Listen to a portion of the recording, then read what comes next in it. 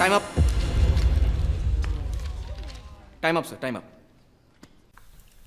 Hello everyone, welcome to only IAS. Now आज के इस वीडियो में GS daily mains answer writing initiative के डे 36 के वीडियो को हम स्टार्ट करने वाले हैं। जो भी क्वेश्चन आपको प्रैक्टिस के लिए दिया गया था, आई होप आपने उसके आंसर्स लिख लिए होंगे। अब हम उस आंसर के अप्रोच को समझने की कोशिश करेंगे।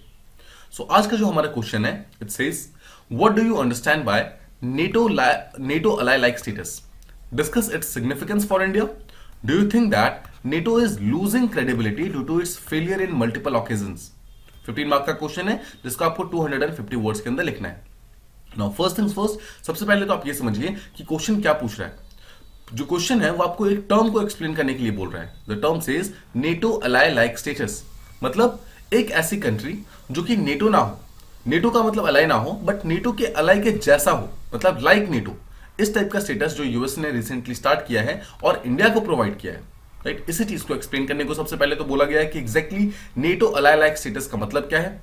सेकेंड चीज, जो भारत को ये स्टेटस दिया गया है, भारत के लिए इसकी सिग्निफिकेंस क्या है, भारत के लिए इसकी इंपॉर्टेंस क्या है। सेकेंड पार्ट में हमें ये एक्सप्लेन करना है।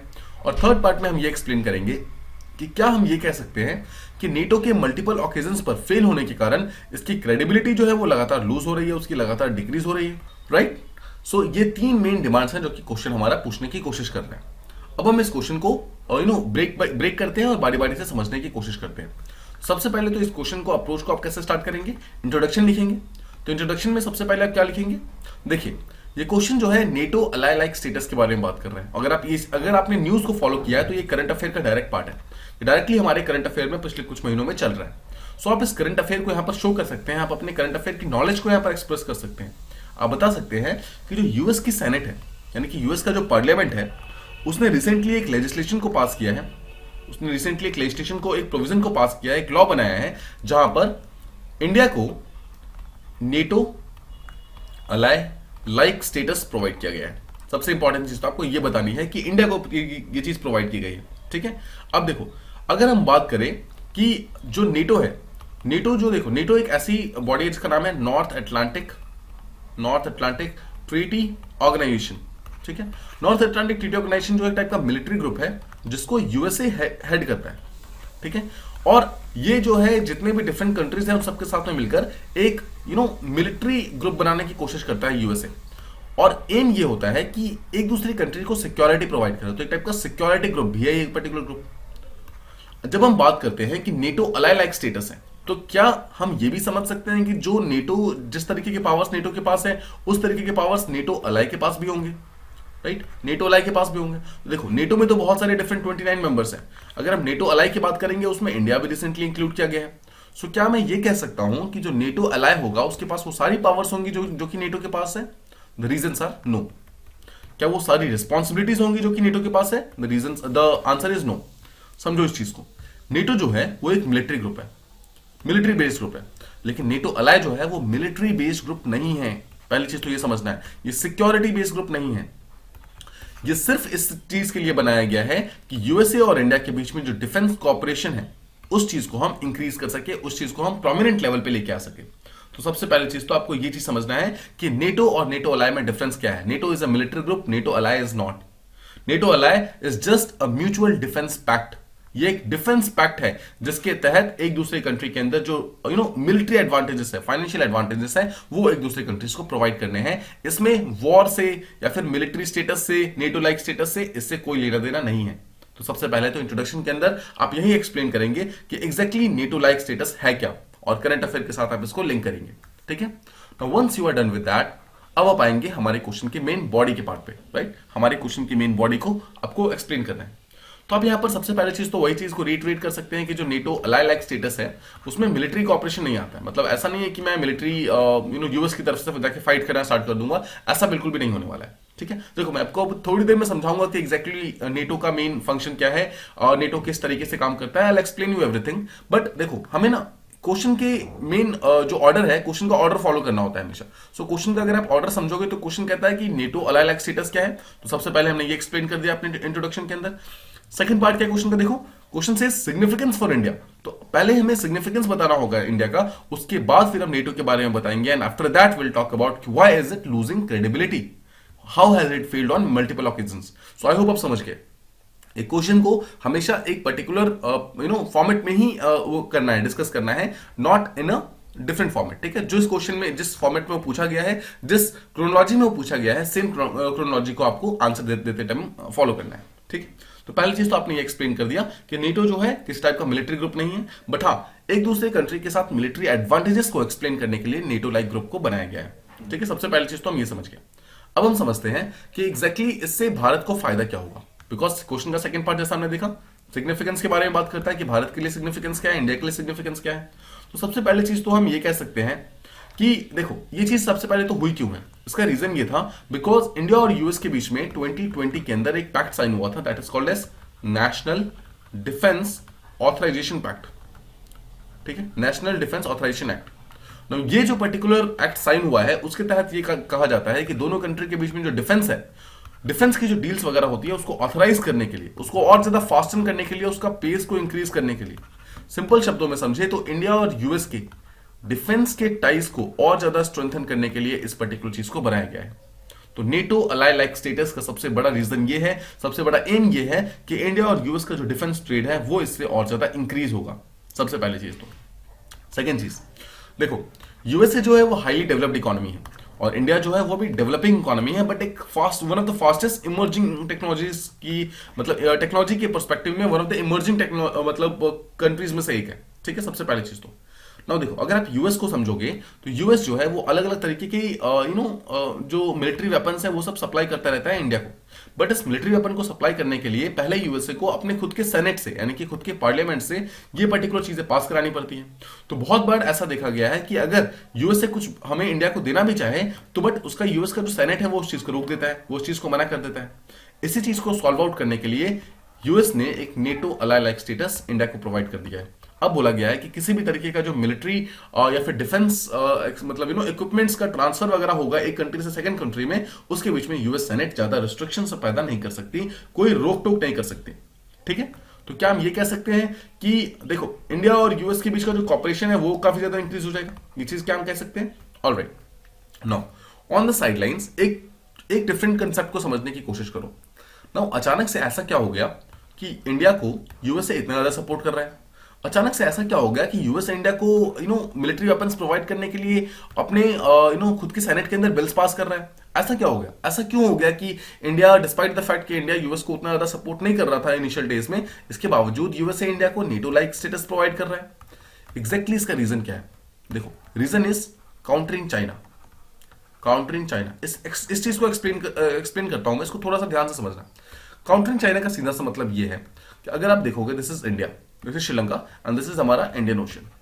इंडियन ओशन जो है ना वो बहुत ही स्ट्रेटेजिकली लोकेटेड है, इतना स्ट्रेटेजिकली लोकेटेड है कि यहाँ पर बहुत सारे इंपॉर्टेंट जो ट्रेडिंग रूट्स हैं, देखो यहाँ पे गल्फ ऑफ मन्नार है, राइट, यहाँ पर बहुत सारे डिफरेंट गल्फ्स हैं, जो डिफरेंट चोक पॉइंट्स हैं वो यहाँ प्रेजेंट है।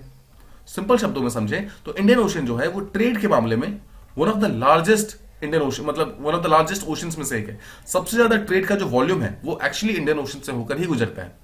तो इस इंडियन ओशन के ऊपर अगर किसी भी तरीके से चाइना ने अपनी वैल्यू को बना लिया, चाइना ने अपनी वैल्यू को यहां पर अगर स्थापित कर लिया, तो चाइना का जो राइज है वो ऑटोमेटिकली और ज्यादा इंक्रीज हो जाएगा, and that is what USA does not wants. तो यूएस का मेन पर्सपेक्टिव ये है कि चाइना जो है वो इंडियन ओशन के ऊपर कब्जा नहीं करना चाहिए, या फिर किसी भी तरीके से इंडियन ओशन को उसको लेना नहीं चाहिए, उसकी टेक ओवर इंडियन ओशन के ऊपर बढ़नी नहीं चाहिए।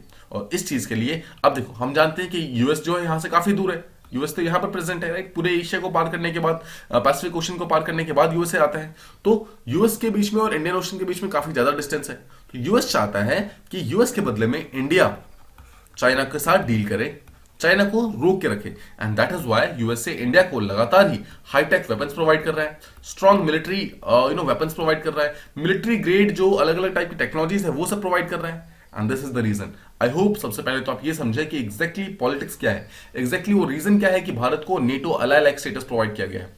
आई hope you have understood this thing. तो हम क्या ये भी कह सकते हैं कि यूएस और इंडिया के बीच में ये रिलेशन इसलिए भी हुआ है बिकॉज इंडियन ओशन के अंदर यूएस अपनी पकड़ को मजबूत करके रखना चाहता है थ्रू इंडिया ऑब्वियसली।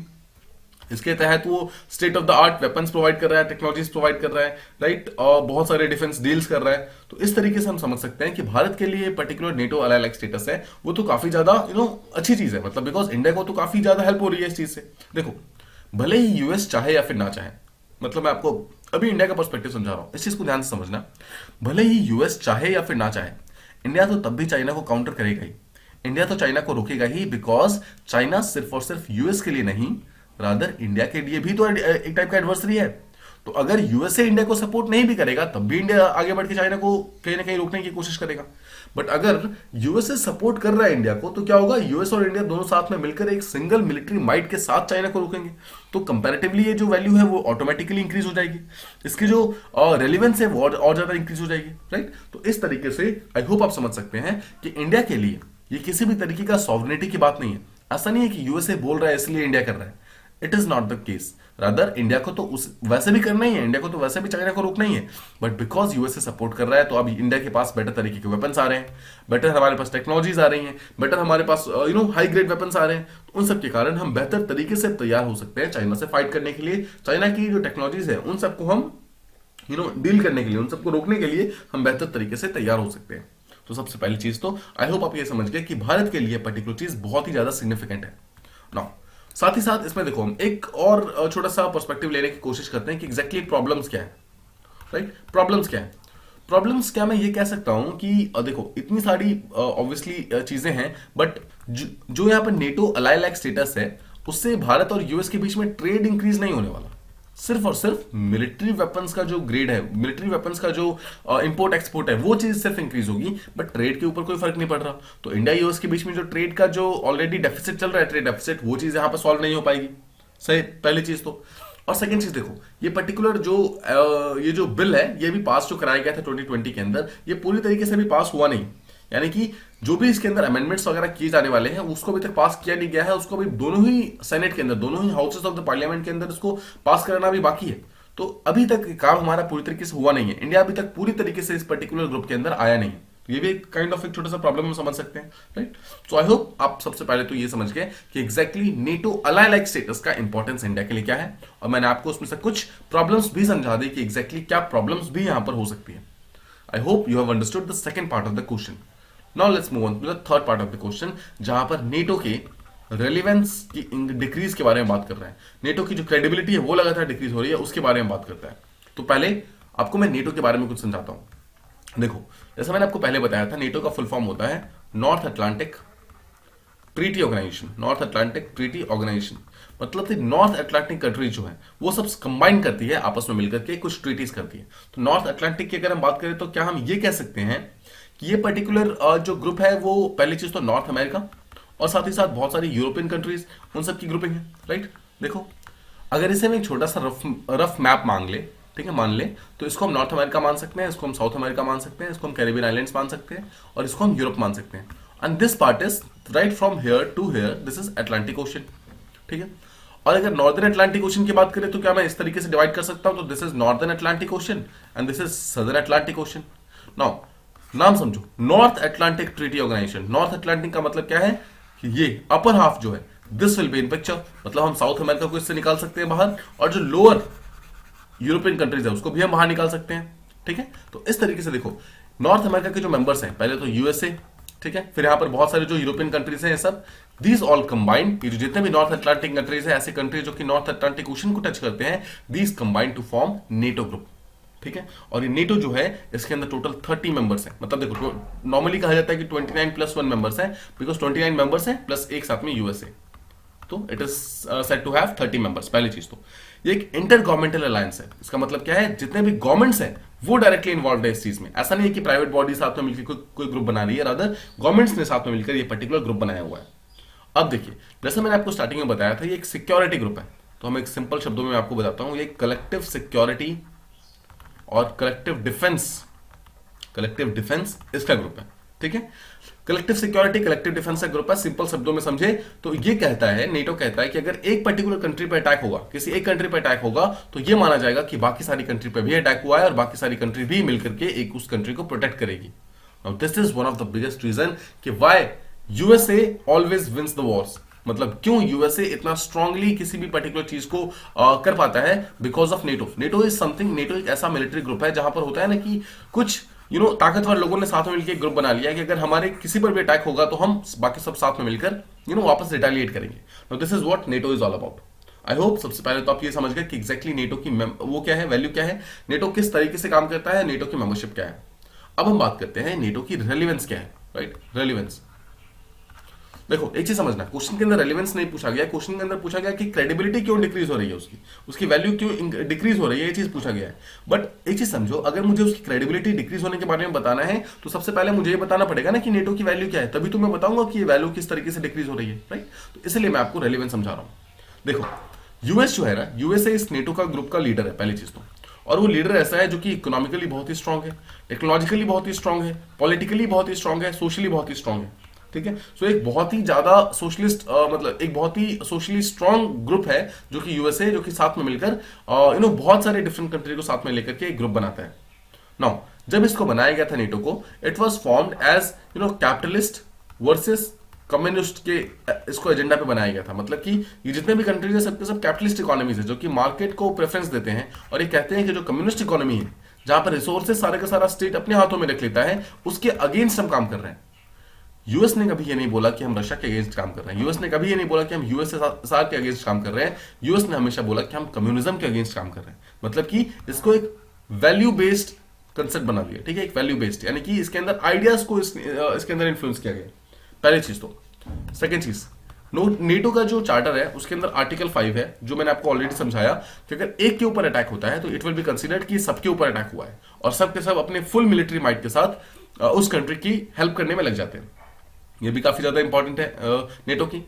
थर्ड चीज अगर आप समझो तो मिलिट्री कॉपरेशन जो है, वो मिलिट्री कॉपरेशन तो चलो होता ही है आर्टिकल 5 के तहत, साथ ही साथ एक दूसरे कंट्री के साथ वो इकोनॉमिक प्रोग्रेस में भी काम करते हैं, सोशल प्रोग्रेस में भी काम करते हैं, और पॉलिटिकल प्रोग्रेस में भी काम करते हैं। मतलब this NATO is not just about military, rather it is also about economic development, social development and political development. This is also very very important, ठीक है। देखो, अगर हम रशिया का जो करंट इन्वेजन है यूक्रेन को अगर हम समझे तो उसका रीजन कहीं ना कहीं नेटो ही है, बिकॉज नेटो लगातार एक्सपेंड करने की कोशिश कर रहा है। और अगर आप 2008 की बात करेंगे तो 2008 से यूएसए लगातार ये फोर्स कर रहा है कि यूक्रेन को नेटो का वो बना दो, मेंबर बना दो। अगर यूक्रेन नेटो का मेंबर बन जाएगा तो यूक्रेन जो है वो डायरेक्ट विसिनिटी में है, डायरेक्ट नेबर में है रशिया के, तो रशिया को अपनी खुद की जो क्रेडिबिलिटी है वो लूज होते हुए दिखाई दे रही है। And that is why Russia ने यूक्रेन के ऊपर अटैक करके 2014 के अंदर क्रीमिया ले लिया, और अभी फिर से अटैक करके लुहांस्क, डोनेट्स्क, ये सब रीजन को ले लिया, राइट। सो इस तरीके से आई होप आप समझ सकते हैं कि नेटो का जो एक्सपेंशन है राइट फ्रॉम 2008, वो एक बहुत बड़ा रीजन है करंट रशिया यूक्रेन वॉर के लिए। मतलब सबसे बड़ा रीजन एक्चुअली यही है। अगर उस पर्टिकुलर टाइम में नेटो ने प्रोवोक नहीं किया होता रशिया को, शायद इस पर्टिकुलर टाइम में अभी वॉर टाइप सिचुएशन क्रिएट नहीं हुई होती। This is very very important. फिर अगर आप नेटो का प्रेशर की बात करेंगे तो नेटो इतना इंपॉर्टेंट है कि उसने जर्मनी को क्या क्या के जो नॉर्थ स्ट्रीम 2 पाइपलाइन है उसको काइंड ऑफ बंद करवा दिया, नॉर्थ स्ट्रीम 1 जो है वो बंद करवा दिया, राइट। तो इस तरीके से जो एनर्जी क्राइसिस है यूरोप में वो भले ही बढ़ती जा रही है, बट इसको सॉल्व करने के लिए ये लोग रशिया के पास नहीं जा पा रहे हैं। The reason being NATO, because NATO कहता है कि जो भी प्रॉब्लम सॉल्व करनी है हम आपस में मिलकर सॉल्व करेंगे, रशिया के साथ कोई भी डीलिंग नहीं करेंगे। Now this is one of the biggest problem. इस तरीके से आप समझ सकते हैं कि आफ्टर ऑल नेटो काम किस तरीके से करता है, नेटो की रेलेवेंस क्या है, और नेटो का जो फंक्शनिंग का तरीका है वो किस तरीके से काम करता है। आई होप आप ये सब चीजें समझ गए। अब हम आते हैं क्वेश्चन के सेकंड पार्ट के ऊपर, जहां पर बोला जाता है कि आफ्टर ऑल क्यों they are losing their credibility lose क्यों कर रहे हैं, उनकी वैल्यू डिक्रीज क्यों हो रही है, नेटो की जो वैल्यू होनी चाहिए थी वो उतनी वैल्यू क्यों नहीं है, उस चीज के बारे में हम बात करते हैं। देखो, सबसे पहली चीज तो आपको ये यहां पर एक्सप्लेन करना है कि एक चीज तो हमें पता है कि नेटो एक मिलिट्री ग्रुप है, बल्कि मिलिट्री बर्डन को किस तरीके से शेयर किया जाएगा, कौन कितना पैसा प्रोवाइड करेगा मिलिट्री को अपग्रेड करने में, उस चीज के ऊपर प्रॉपर क्लैरिटी नहीं है, ठीक है। नेटो कंट्रीज जो हैं, फिर यूरोपियन यूनियन कंट्रीज जो हैं, देखो बहुत सारे ऐसे मेंबर है यूरोप के जो कि नेटो के मेंबर भी है, यूरोपियन यूनियन के मेंबर भी है, तो उनके जीडीपी का एक सब्सटेंटिव अमाउंट तो नेटो का जो काइंड ऑफ वॉलंटरी फीस है वो, और यूरोपियन यूनियन का फीस है वो भरने में चला जाता है। तो सबसे बड़ी प्रॉब्लम ये होती है कि वो लोग अपने पैसे को सही तरीके से इस्तेमाल नहीं कर पाते हैं। This is one of the biggest problems कि मिलिट्री बर्डन को आफ्टर ऑल शेयर किस तरीके से करना है, इस चीज के ऊपर कोई क्लैरिटी प्रेजेंट नहीं है, इसलिए भी इसकी क्रेडिबिलिटी डिक्रीज हो रही है। सेकेंड चीज, जब डिसीजन मेकिंग की बात आती है तो majority of the decision USA खुद ले लेता है, बिकॉज यूएसए उसके अंदर मेजर शेयर होल्डर है। सो बाकी जो कंट्रीज हैं उनको एक प्रॉपर सेइंग नहीं मिल पाती, उनकी बातों की वैल्यू नहीं होती है। ये भी एक बहुत बड़ा रीजन है कि आफ्टर ऑल क्यों जो नेटो है उसकी क्रेडिबिलिटी डिक्रीज हो रही है।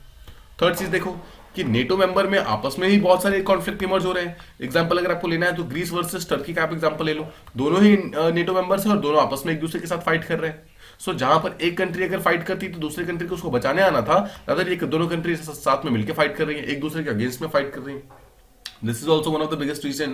ठीक है, अगर आप नेटो के रिसेंट एडवांस मतलब जो अलग अलग मिशन हैं, जैसे कि अगर आप अफगानिस्तान का मिशन देखो, लिबिया का मिशन देखो, इराक का मिशन देखो, जो उन्होंने आईसिस के अगेंस्ट स्टार्ट किया था, सबके सब फेल हो गए, सबके सब, मतलब not even a single one was successful. सबके सब फेल होने के कारण नेटो की क्रेडिबिलिटी और ज्यादा डिक्रीज हो रही है कि आफ्टर ऑल नेटो ऐसे मिलिट्री ग्रुप कैसे बनेगा, एक मिलिट्री पावर कैसे बनेगा अगर वो अफगानिस्तान, लिबिया, इराक में जो प्रॉब्लम सॉल्व करने गया है वो प्रॉब्लम सॉल्व ही कर नहीं पाया। ये भी बहुत बड़ी प्रॉब्लम है, उसके कारण भी इसकी क्रेडिबिलिटी काफी ज्यादा डिक्रीज हो रही है।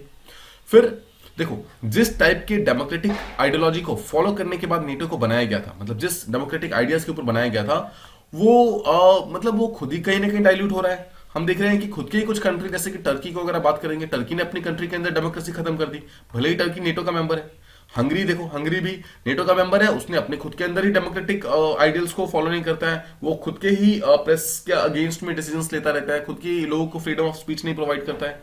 राइट, अगर आप टर्की की बात करेंगे तो टर्की में तो यहां तक कि कूप की कोशिश हो चुकी है, कू करने की, मिलिट्री कू करने की कोशिश की गई है। राइट, और उसके बाद जो वहां के प्रेसिडेंट है आप जानते हैं, जो वो है एडोगन है। राइट, एडोगन जो है वो काफी ज्यादा उन्होंने फ्रीडम्स वगैरह छीन ली है, फ्रीडम ऑफ स्पीच नहीं है, फ्रीडम ऑफ एक्सप्रेशन नहीं है, फ्रीडम ऑफ प्रेस नहीं है वहां पर। तो पॉइंट इज, खुद के ही कुछ नेटो मेंबर्स हैं जो खुद के ही आइडियल्स के अगेंस्ट काम कर रहे हैं। नेटो बनाया गया था डेमोक्रेटिक आइडियल्स के ऊपर, बट उसके खुद के मेंबर्स ही डेमोक्रेटिक आइडियल्स को फॉलो नहीं कर रहे हैं। ये भी एक बहुत बड़ी रीजन है। राइट, देखो अगर आप इसके अलावा अगर आप और चीज बात करें तो देखो, यूएस के जो इससे पहले प्रेसिडेंट थे डोनाल्ड ट्रंप, तो आप ये कह सकते हैं कि डोनाल्ड ट्रंप ये कहते हैं कि नेटो की रेलेवेंस सही नहीं है, बिकॉज नेटो में मेजोरिटी काम तो यूएस को खुद ही करना पड़ता है, तो किसी और से मुझे बेनिफिट तो मिलता नहीं है। मतलब यूएस के अलावा जो बाकी कंट्रीज है वो सब साथ में मिलकर यूएस को बेनिफिट नहीं करते हैं, अगर यूएसए ही अकेला बैठ के बाकी सारी कंट्री को बेनिफिट कर रहा होता है। ये भी एक बहुत बड़ा रीजन है। ठीक है, देखो इसके अलावा आप फंडिंग की अगर बात करोगे तो फंडिंग में आप ये समझ सकते हो कि जितने भी नेटो की कंट्रीज हैं उन सबको, जो नेटो चार्टर है ना, उसके अंदर ये लिखा हुआ है कि हर साल एक पर्टिकुलर कंट्री का जितना भी जीडीपी है उसका 2% जो पैसा है वो आपको नेटो के डिफेंस, मतलब अपने खुद के डिफेंस के ऊपर खर्च करना है। राइट, खर्च करना मतलब नेटो ने ये बोला हुआ है कि आपको अपने डिफेंस के ऊपर कम से कम 2% पैसा खर्च करना पड़ा है। बट अगर आप ध्यान से देखिए तो बहुत ही फ्यू कंट्रीज है, कुछ ही कंट्रीज ऐसी हैं जो कि इस चीज को कंप्लीट कर पा रही है, जैसे कि यूएस कंप्लीट करती है, यूके कंप्लीट करती है, ग्रीस कंप्लीट करती है, एस्टोनिया कंप्लीट करती है, एंड दैट्स इट। सिर्फ 4 ही कंट्रीज ऐसी हैं जो कि इस पर्टिकुलर चीज को फुलफिल कर पा रही है। बाकी सब जो 2% जो है वो जीडीपी का वो डिफेंस में दे ही नहीं पा रही है। इसके अलावा अगर आप यूएस की बात करेंगे तो यूएस की फंडिंग कंट्रीब्यूशन इतनी ज्यादा है कि टोटल जितने भी पैसे नेटो के अंदर लगते हैं उसमें 3/4 से ज्यादा पैसे जो यूएसए वो अकेले देता है। This is also one of the biggest problems, और उसके कारण भी जो डोनाल्ड ट्रंप है वो इस चीज के ऊपर भड़के हुए थे। वो कहते हैं कि जब नेटो से हमें कोई फायदा ही नहीं हो रहा है तो फिर नेटो को कंटिन्यू करने का कोई मतलब नहीं बनता है। राइट, तो इस तरीके से आप बता सकते हैं कि आफ्टर ऑल नेटो की क्रेडिबिलिटी किस तरीके से लूज हो रही है, उसकी वैल्यू किस तरीके से डिक्रीज हो रही है, एंड इस तरीके से आपके क्वेश्चन के जितने भी डिमांड्स हैं वो सब ऑटोमेटिकली फुलफिल हो जाते हैं। ठीक है, सो देखो फाइनली जब आप अपने आंसर को एंड करोगे तो आप किस तरीके से एंड करेंगे, आप ये यहां पर एक्सप्लेन कर सकते हैं कि भले ही नेटो जैसा ग्रुप हो, भले ही आप समझो G7 जैसा ग्रुप हो, भले ही यूनाइटेड नेशन जैसा ग्रुप हो, हर जगह ये देखा जा रहा है कि कहीं ना कहीं जो आइसोलेशनलिज्म का जो प्रॉब्लम है वो लगातार इंक्रीज हो रहा है। मतलब कि भले ही कोई कंट्री नेटो का मेंबर तो है बट वो धीरे धीरे बाहर होने की कोशिश कर रहे हैं, G7 के मेंबर तो है बट वो अपने आप को इससे अलग करने की कोशिश कर रहे हैं, यूएन के मेंबर तो हैं बट यूएन की बात नहीं मानते। सो ये आइसोलेशनलिज्म का जो कंसेप्ट है वो लगातार हमारे वर्ल्ड के अंदर इंक्रीज होता जा रहा है, जहां पर देखो जो स्ट्रॉन्गर नेशंस हैं उनको तो इन बॉडीज से काफी ज्यादा फायदा मिल जाता है। बिकॉज देखो यूएसए को नेटो से कोई फायदा मिले ना मिले, बट यूके को बाकी यूरोपियन कंट्री को देखा जाता है काफी ज्यादा फायदा मिल रहा है कि यूएसए उनको प्रोटेक्ट कर रहा है, यूएसए उनको सपोर्ट कर रहा है। बट अगर आप बात करें स्मॉलर कंट्री के बारे में तो स्मॉलर कंट्री को इनसे क्या फायदा मिल रहा है, तो स्मॉलर कंट्रीज एक्चुअली छोटे छोटे मिनीलेटरल ग्रुप्स बना रही है, जैसा हमने कल डिस्कस किया था, छोटे छोटे मिनीलेटरल ग्रुप्स बना रही है, अपने आप को अपलिफ्ट करने की कोशिश कर रही है, इन टाइप की ग्रुपिंग से बाहर आकर के अपने छोटे छोटे ग्रुप्स बनाने की कोशिश कर रही है। इसी को हम कहते हैं कि जो मेजर पावर्स है वहां पर रिफ्ट्स लगातार इंक्रीज हो रही है। नेटो के अंदर रिफ्ट्स हो रही है, G7 के अंदर रिफ्ट्स हो रही है, यूनाइटेड नेशन के अंदर तो रिफॉर्म्स की डिमांड तक हो चुकी है। The point is it shows कि जो इंटरनेशनल कोऑपरेशन जो हम बनाना चाहते थे इन मल्टीलेटरल बॉडीज के कारण वो लगातार डिक्रीज हो रहा है, उसकी वैल्यू तो उतनी इंक्रीज हो ही नहीं पा रही है। Right? So this is how you should answer, मतलब राइट योर आंसर, कि किस तरीके से नेटो की क्रेडिबिलिटी के डिक्रीज होने के कारण हमें ये चीज समझ आती है कि अभी के टाइम में जो यूनिलैटरल इनिशिएटिव्स हैं वो राइज हो रहे हैं, बट जो मल्टीलेटरल एंड जो बायलैटरल इनिशिएटिव्स हैं उनकी वैल्यू कंपैरेटिवली डिक्रीज हो रही है। ठीक है, तो इस चीज के साथ आप अपने आंसर को एंड कर सकते हो। This is how you should approach your answer. I hope you have understood something or the other from this particular video. That's all from this video. Thank you so much for listening. See you in the next one.